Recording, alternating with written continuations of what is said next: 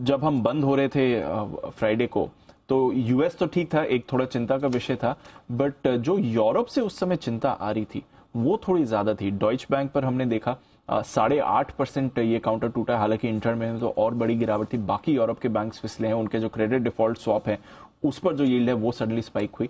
तो संकट टल गया है ये, क्योंकि बाजार ने ऐसा रिएक्शन नहीं दिखाया, स्पेशली अमेरिकी बाजार, बट चल क्या रहा है ये?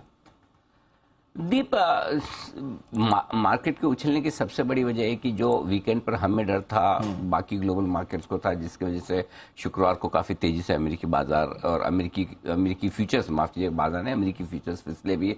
और दूसरा ये कि जो कुछ भी संकेत यूरोप से भी आते दिख रहे थे वो सारे कमजोरी भरे आते हुए दिख रहे थे। तो वो इसलिए आ रहे थे कि डर ये था कि डॉइश बैंक की इतनी तेज गिरावट के बाद, यूबीएस की तेज गिरावट के बाद हो सकता है अमेरिका में वीकेंड पर कोई बुरी खबरें आपको सुनने को मिले। और आमतौर पर होता भी यही है। जो भी बैंक का टूटना गिरना निपटना होता है वो वीकेंड पर ही ज्यादा होता है। उस लिहाज से ये एक्शन आपको आने का डर था। फॉर्चुनेटली ऐसा कुछ हुआ नहीं। पूरा वीकेंड आपका बिना किसी खराब खबर के गुजर गया। ये एक बड़ी चीज है। और डॉइश बैंक को लेकर भी लोग मान रहे हैं कि वीकेंड पर थोड़ा लोगों को लगा कि उतनी बड़ी चिंता नहीं है जितना शायद बाजारों का रिएक्शन आया था। तो आई थिंक इसी डर की कमी से अमेरिकी बाजार उछले। इसके अलावा कोई खास बदला नहीं, कोई ऐसे बड़े स्टेटमेंट ऐसे नहीं है जो अमेरिकी बाजारों को खींच डाले। इंटरेस्टिंग चीज दीप जो दिख रही है वो ये है कि आप देखिए लगातार अमेरिकी बाजारों में एक ट्रेंड साफ दिख रहा है, बुरी खबरों पर अच्छा प्रदर्शन करना। आप देखिए, आप पिछले हफ्ते देखिए, डाउ 1.25% बढ़ा है और नेस्डेक 0.2%, S&P 1.5%। ठीक है। अब मुझे बताओ, पिछले हफ्ते ऐसे देखा जाए तो क्या चीज अच्छी थी? कुछ भी नहीं। करेक्ट। यही चीज अच्छी थी कि कोई बुरी खबर नहीं आई। यही चीज अच्छी थी कि अगर कोई बुरी खबर आ रही तो उसको संभालने के लिए अमेरिका का फेड और अमेरिका की सरकार या फिर यूरोप के जो देश या उनके सेंट्रल बैंक है वो तैयार है। मतलब बुरी खबर को आप संभाल लेंगे, उसमें भी मार्केट बढ़ रहे हैं। इससे नहीं घट रहे कि बुरी खबर आ रही है। तो ये मार्केट का ट्रेंड बन रहा है अमेरिकी बाजारों में। अगर आप देखें तो खराब चीजों पर उल्टा पॉजिटिव रिएक्शन आ रहा है। आप देखिए तो हर एक चीज जिसमें अब फॉर एग्जांपल फेड चेयरमैन ने कोई अच्छा तो कहा नहीं उनकी मीटिंग के बाद।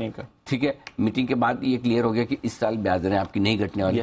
फिर भी अमेरिकी बाजार ऊपर है। पिछले हफ्ते भी ऊपर थे, इस बार फिर ऊपर हो रहे हैं। तो कहीं न कहीं एक ट्रेंड जो बन रहा है कि बुरी खबर पर आम धारणा के विपरीत अमेरिकी बाजारों को बढ़ने की आदत बनती हुई दिख रही है।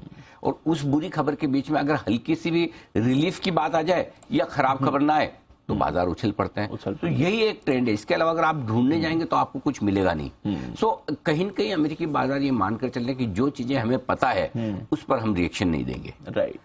तो अगर हमें पता है कि बैंकिंग सिस्टम में प्रॉब्लम है, हमें पता है कि 125 बैंक ऐसे हैं जिनमें से 2, 4, 5 ऐसे हैं कभी भी उड़ सकते हैं, जब होगा तब देखा जाएगा। अभी तो रिएक्शन नहीं है।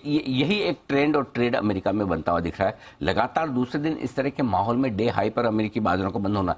132 पॉइंट की तेजी आपको ज्यादा नहीं दिखेगी थी, लेकिन 450 पॉइंट निचले स्तरों से रिकवर हुए हैं अमेरिकी बाजार, जो कि छोटी बात नहीं है। अच्छी रिकवरी होती हुई दिखी, और वो भी तब जबकि पूरे ग्लोबल मार्केट्स का मूड माहौल, एक तो ये अमेरिका वालों को कोई फर्क ही नहीं पड़ता कि यूरोप क्या कर रहा है। हमारा तो चलो हम मान ले कि चलो हमें हमारे मार्केट से उनको फर्क ना भी पड़ता हो, लेकिन बाकी एशिया लहूलुहान था फ्राइडे को। यूरोप की हालत खराब थी।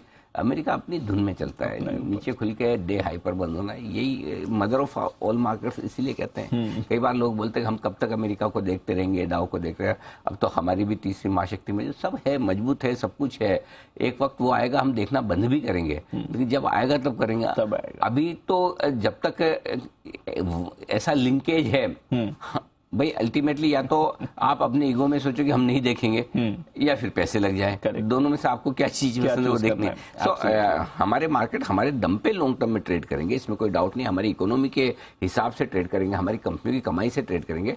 लेकिन डे टू डे का जो कोरिलेशन है वो ग्लोबल मार्केट का है, तो उसमें कोई बुरी बात नहीं है। और ये कोई खाली हमारा अकेले का थोड़ी है, पूरी दुनिया का है। जब पूरी दुनिया का है तो हमें अलग थलग होना भी क्यों है? तो इसलिए कई बार लोगों को बड़ी आपत्ति होती है कि इतना अमेरिकी बाजारों को क्यों डिस्कस किया जाता है। क्या करेंगे? आ रहा है इम्पैक्ट तो आ रहा है तो करना पड़ेगा। अगर समझो डाउ 7 दिन बंद हो तो आप डिसाइड क्या करोगे, कैसे खुलना है, क्यों खुलना है? Exactly correct. तो इसलिए अभी तक वो डाउ के लिए बाकी दुनिया है नहीं है, फर्क नहीं पड़ा। हमारे लिए बाकी दुनिया है, फर्क पड़ता है। इसलिए डिस्कस करना जरूरी है। जिस दिन हम भी उस सिचुएशन में आ जाएंगे नहीं करेंगे, हमें देख के दूसरे करेंगे। एब्सोल्युटली, वो समय भी आएगा, आपने पहले भी कहा है, बट फिलहाल अमेरिकी बाजार पर फोकस जरूरी है।